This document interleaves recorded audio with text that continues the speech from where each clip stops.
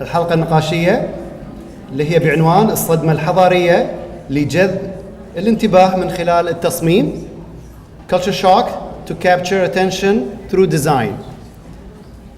راح يدير طبعا الحلقة إن شاء الله السيد طارق عتريسي موجود معنا صح؟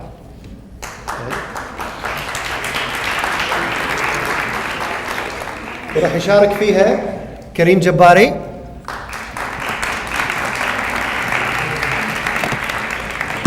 يونس دوري،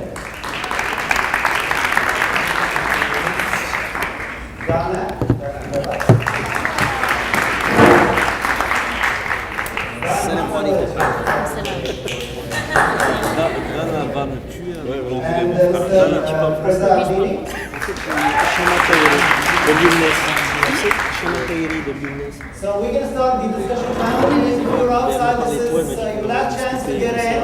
We're going to close the doors. And okay, we're good. Start. So the floor is yours. Well, welcome. You can hear me, right? Welcome everyone.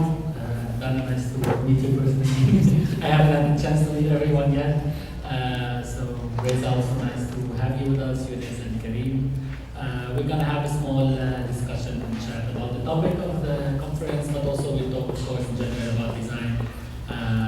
The selection of 4 people I wanted to talk to are really very much rooted in design in different forms, graphic design, but also research and design, product design, also graffiti, light, calligraphy, mix of design. We'll also be open for questions, so this is really a chance to have a discussion, and if you have any questions, please feel free to jump in at any point. So I start with Reza, since you're at the far right side. Culture shock in general. I mean, I want to talk a little bit about you because I know you've moved a lot, you've moved recently, Iran to Holland, then Holland to Beirut.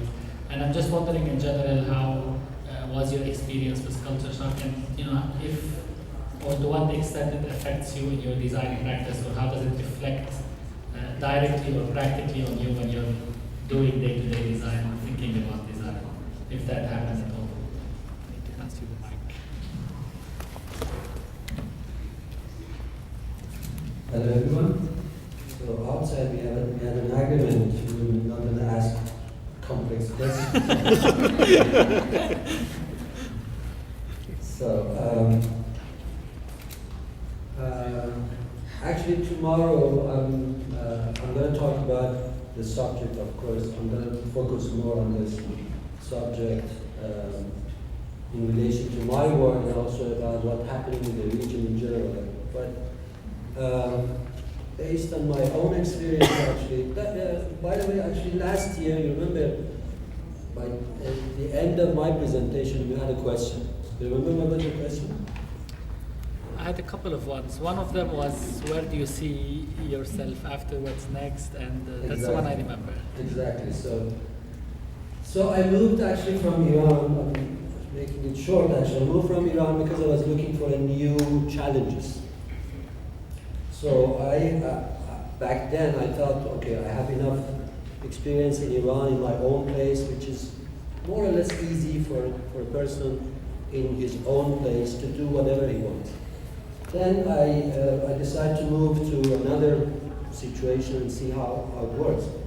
And I started new kind of approach to design and graphic design. It went well, but to be honest, I felt like I need atmosphere more than anything else, because as people know, we live in Netherlands, so you know the country.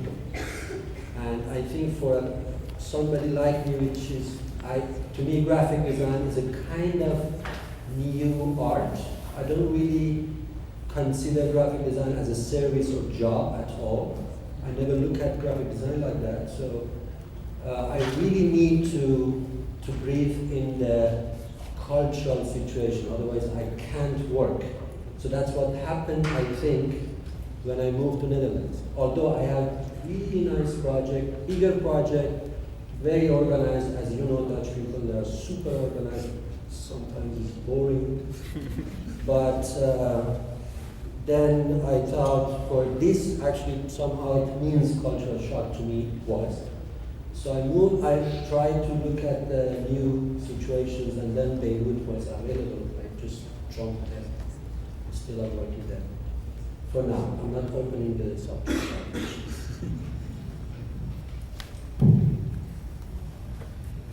You had the same question a little bit. You also have the mixed background, and you have the cultural, cross-cultural challenges between being partly rooted in France and partly rooted in Morocco.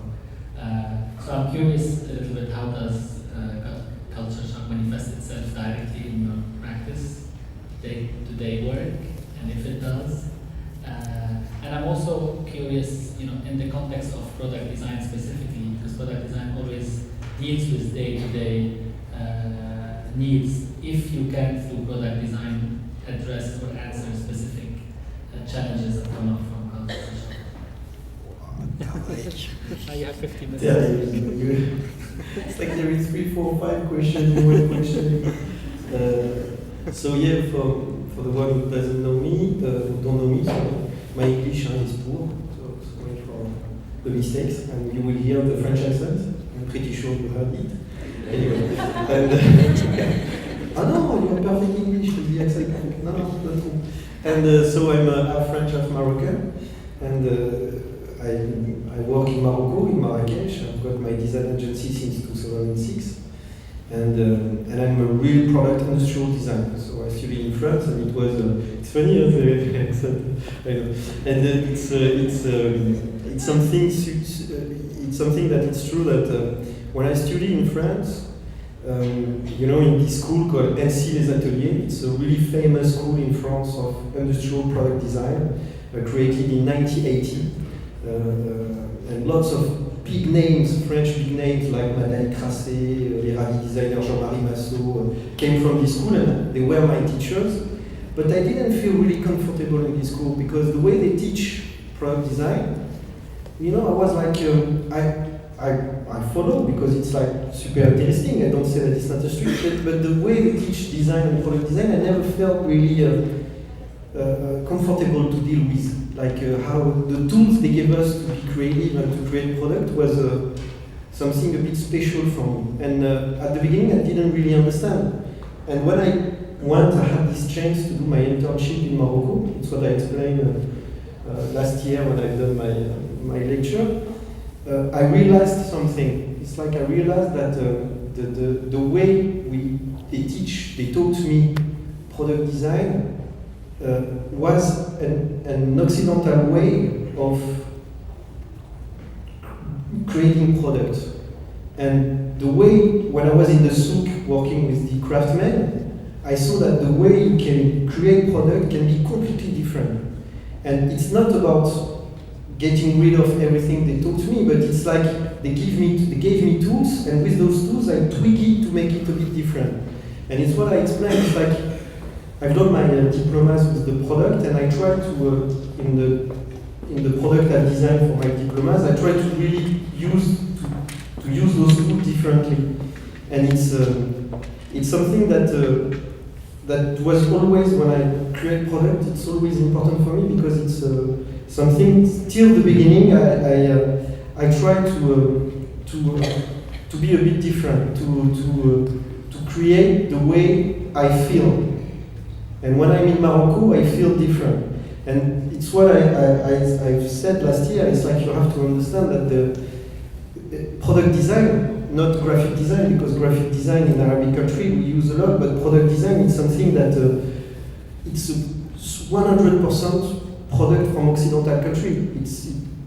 The product design was created like in 50. Then we have the industrial revolution after the First World War, the Second World War. So the industrial manufacturers start producing product, but it's something really from the Europe and from Occidental countries. So it's something that when I was in France, I learned, and it was something that I completely understand, and the history of design and the history of product design. But when I was in Morocco, it was completely different. The way of creating product, the craftsmen, the culture and everything. And I don't say that I felt a shock in any way, because I'm not, it's what I will explain on Saturday during my lecture, but I don't feel that I'm a shock. That there is a shock, a culture shock, because when I say I'm a shock, because I'm half French, half Moroccan, so you can say, okay, Inès, you are the culture shock, but I don't feel that I'm in any way a shock. So it's something that really, that it's really part of my work, the way you feel this, how you create, and the way in Arabic countries, or actually in Morocco and in where I am, the way I design product and how I design the product, etc. So it's something like I felt it when I was in France. I felt it when I was studying in this school, and it's something that it's part of me, because it's part of my work, because it's the way I am, and it's where because I'm born in Morocco, but it's something very different. So when I say culture shock, it's more about questioning things. It's like more about what I learn, how I do it, how I make things, but it's I don't feel that there is a shock in any way. Well, perhaps I say too many things, but to finish with, there is no shock. During 1 hour, there is no shock, guys. Well, anyway, I hope you understand me. It's like, because perhaps I can lose myself with the words and everything, but voilà.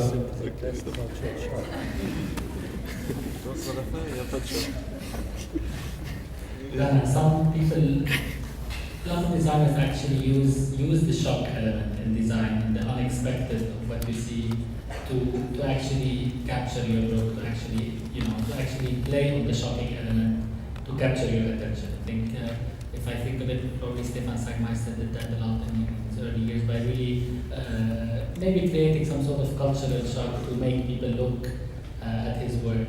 How, I mean, given how more culturally sensitive our region is, or how much more conservative, culturally conservative we are, do you think that opens more possibilities for designers to use the shock element, culture shock element in their design, or is that a very thin line between creating that or being offensive to the culture? I think I got the most challenging question. You're the researcher, right? I think the way that you're defining culture shock is differently than how I defined it in my talk, where I actually defined it as my culture shock, where I was undergoing a culture shock. But you're talking about shocking people. Incorporating it. Yeah, but it's up to you. So do you, basically, the gist of your question is, do I think that people have the ability to shock culturally with design, or what? I'm just saying, what is the potential of actually, using culture shock in design as an element? What are the possibilities? Are there possibilities in it that a young designer or designers can take advantage of, or will that risk to be, if we use it in a shocking context, to be more culturally insensitive? Well, I think that if you spend time caring about what people's feelings are going to be, then you're going to have a lot of boring work. The element of shocking is necessary. I mean, we just did the exhibition in the city, and we had Hada Wali, who's a designer of Cairo. She did this series called Amin Homa, which was looking at social taboos through illustrations, and kind of with the text and the image, sort of, people were shocked because they're like, I can't believe she just did this. But they were also really happy with it. So the thing is that you won't know unless you try, right? I think it's necessary. I think it's important to kind of experiment with your work. I was working in advertising in Canada, which is quite conservative as well. So there was a lot of things that you couldn't do, where our office in Sweden could do, because you can get away with more things in Europe. People are a little bit more liberal, I guess. But if you don't put up your skirt a little bit, then it's just kind of, where's the fun in that? But there's ways of doing it without being offensive, without being distasteful. That's why I think.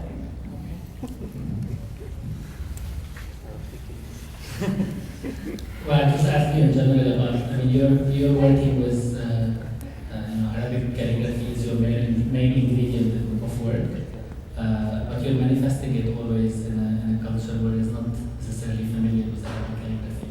So I'm curious about most of the challenges you have from this, positive and negative, in relation to your work. Great. So for the one among you who doesn't know me, my name is Karim Jabari. I'm a calligraphy and street artist from Tunis, living in Canada. And coming back to what you said, I'm the one I think that I'm creating the culture shock in Canada. Like I was going out of the house during the night and my little daughter would say, "But Daddy, where are you going?" I said, "I'll be back, I'm going to the depanneur and coming back." And then what I do, I take my spray paint and then go jump on the fence of the highway, and then I used to do what we call the Arabic lessons. So the Highway 15 is the busiest highway in Montreal, and then I go on the side and I write lesson 1 and I write a big alif, and I write in French alif, right? And then after the next week I go to the next letter. So on the news one day, like, we're getting invaded by these Arabs. So it was a cultural invasion, but seriously, like growing up in Tunisia and then going to Montreal and seeing all the youth the way they live over there, and they have no sense of their identity or their roots. They're living like separated between two worlds. When they go to the school, like they have to act like others and then like hide their Arab and Muslim side. And then I tried through my art to develop an attachment to for youth, to develop an attachment to their history. So I created a program that's called Back to the Roots, and Back to the Roots, and then it's a program through art and calligraphy, because in my art I use the two oldest styles of calligraphy, which is the Kufi and the Maghribi styles. And then I incorporate with some urban elements like graffiti, like calligraphy. I use them in like video making and stuff like this. And then I have this wave of youth who are really attached because they see it's really beautiful using the Arabic language in calligraphy or in graffiti or murals. And then there's this process, and I can see the result right now, that they are looking forward to learning more about the Arabic language, to learning more about the history of the Arabic language, and seeing, for example, in here, the style they are writing, the Al-Athar al-Islamiyya, is one of the oldest in the Arabic language, because the Arabic language was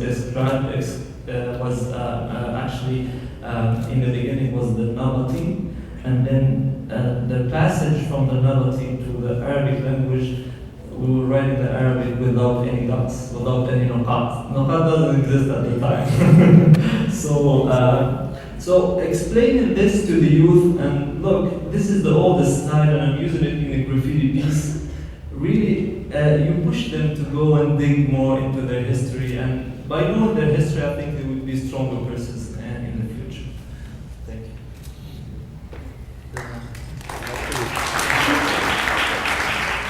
Actually, one last question, more typographically, since we're talking about typography. In my last visit to Iran a few weeks ago, I was always intrigued by, we have the same script and we use the same script, but our, let's say, cultural interpretation, aesthetics for the scripts is very, very different. I've noticed it from before. What we might, as Arab readers say this is modern, might be completely defined differently by an Iranian reader reading the script. And I've got this experience also when working with Arab and Iranian clients, both doing almost the same thing with font, but their terminology of defining a font and its character is very different, even if they're talking about the same font.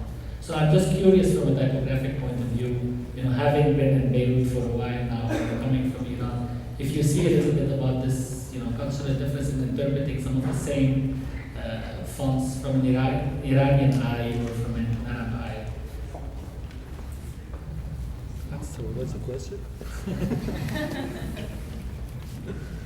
So, Iranians in general, they are all nationalists. Whenever you talk about Iran, Iran is the best country. everything starts from there. By the way, it's partly is right. It's true. So I think back to the calligraphy. I mean, because when we talk about writing systems, it directly goes back to calligraphy, of course, especially the part that we are interested in. I think in some points in Iran, actually, I'm talking about like maybe 600 years ago, the whole movement in calligraphy started and continued from Iran. Actually. If you go back to history, nowadays it's a bit different because historians, they write history differently. This is not my nationalistic part. This is history. So, for example, Iranians back then even they invent few new writing systems. So why I'm saying this because this is a kind of background for Iranians. So when, let's say, after revolution, by force, they start looking at their own culture. By force, but I'm happy about it. So they had enough things to look at. So now I think there is a big movement, especially with the young generation. They do good research on calligraphy, different writing system, and at the same time they try to use it in a new mediums. So I think I don't see a big difference. Maybe it's really early to judge, but what we had in Iran was by force, we didn't have a chance to mix this culture totally with the Western culture, at least after revolution, because it was like this before revolution. It was totally open, and we had long history about the mixing art before, Western Iranian art. But after revolution, for 10 years almost, the whole country was closed completely. And people start researching about Iranian culture, as I'm saying by force, but this was actually, now I'm considering as a good point. And I think the result of this period shows today somehow in the young generation. Shall we take any questions? If anyone has questions for any of them. Of course, Dana did her lecture today, but all three of you are still having your talk between tomorrow and Friday, so I'm sure we're going to see more input and photos on this. But if anyone has questions, then please, that would be great. Okay.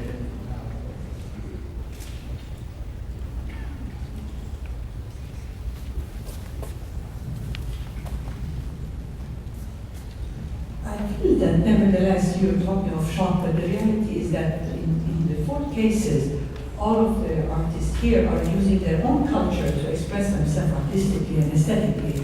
Nobody, adapting, of course, to the new systems and what are unique, but I think the source and the essence of their work is deep in each of your culture, whether you're in Canada or in Beirut. And that is what I want to ask maybe of all the four panelists. Did you feel that you have to stick to your essence and culture in order to be different and original, or is it something natural, or is it just a sort of a reaction to what was the majority of what you learned in the West or what you could access? Joaquin is not here. We need at least 2 hours to go to this conversation. Oh, sorry.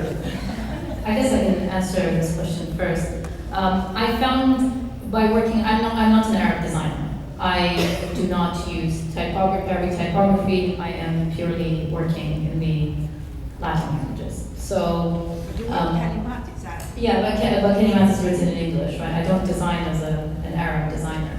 And I work with different organizations. Yes, they're more kind of Arab because there's that understanding of it. But I've never really lived in the Arab world, so for me, a lot of my references, and I've noticed this, like doing work that people don't get, my references are very much either from Canada or kind of Western references. But what I try to do with them is I try to reinterpret them and see how they would work in Arab situations. Like the one piece that I showed on the screen was called Khalouf, which is a take on Kitsune, which is a Paris-based label. And so It's kind of a, I don't know if you understand this, how would you translate piss take in Arabic? As this is a very English saying. That it's looking at the Arabic underground music scene as everybody is just like sheep, kharuf. So everybody kind of looks the same, but then using the same aesthetic as Kitsune and seeing how that works within the Arab context. Some people got it, some people didn't, but this is the way that I work because I'm kind of trying to bridge both. But I don't think I would solely just work with Arabic, even though it's something that does influence a lot of my work, but I think that I can completely disconnect myself from that as well. The thing is, it's a really good question, and the problem there is love when I have the opportunity to go on magazine. It's always the question they ask me, because me it's even because I'm a Moroccan designer, product designer. I live in Morocco. I've got my company in Morocco, but I've got both exactly culture, and it's what I say sometimes. I eat like when I was with my grandfather. When I was in France, like the dishes from France, like salad hollandaise and stuff like that, like super French food.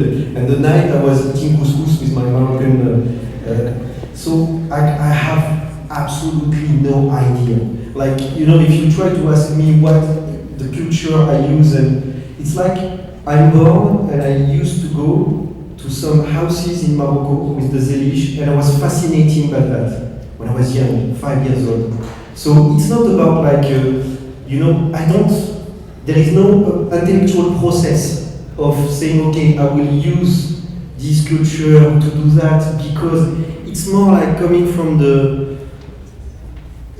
you understand what I mean? It's like, it's really deep. It's not something that I understand. It's like, it's like the Madeleine de Proust. There is this phrase in it's like something that comes from the earth, comes from it's the same thing that when you love your father and you love your mother, they gave you to you a special education, and when you deal with life, you can't say that it's your father or it's your mother that it's the education of your father or the education of your mother. It's both. It's something that, and for me it's the same. I have this. When I was young, I spent hours looking at carpet.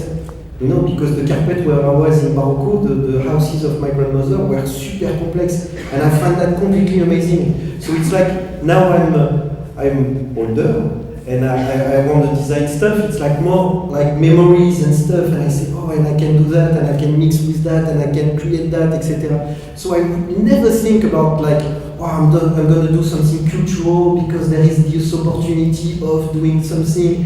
It's a purely simple reaction of a memory, of a feeling, and I want to recreate this feeling and to share the feeling with the people. And it's always nice because when I've designed this bookshelf, the Zeli, it's a bookshelf I've designed in 2006, and I won prizes. It's like it goes, and I was like, wow, what's going on? It's because it's like it's not even me, it's like, and I had people coming to me and. What I tell you is true, and because I had a guy who came to me and cried because of the bookshelf, and no, really, and he said to me, Younes, you touched something in me that I want to express, but I never had the opportunity to express. It's like giving words or giving an object on a feeling, and I think it's all about, even if it's product design. There is this sentence of Marcel Wanders.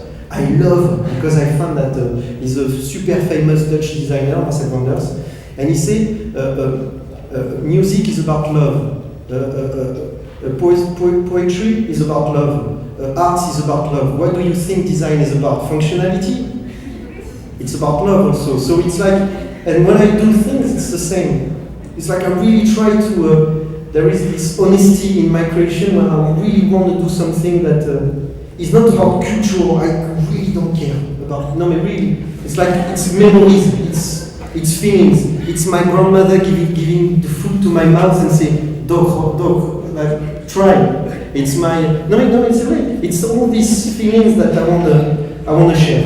It's more about something, voilà.